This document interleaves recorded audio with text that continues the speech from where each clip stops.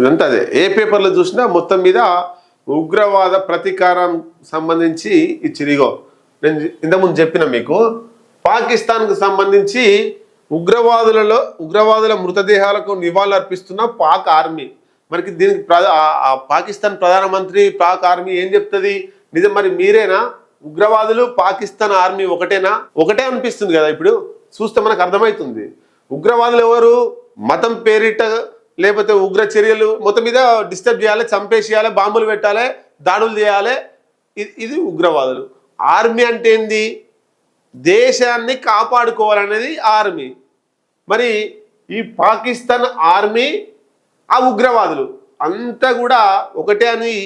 ఈ చిత్రం మనకు తెలుపుతుంది ఆర్మీ గదే ఆడ మాట్లాడేది కూడా గట్లే మాట్లాడుతున్నారు వాళ్ళు మొత్తం మీద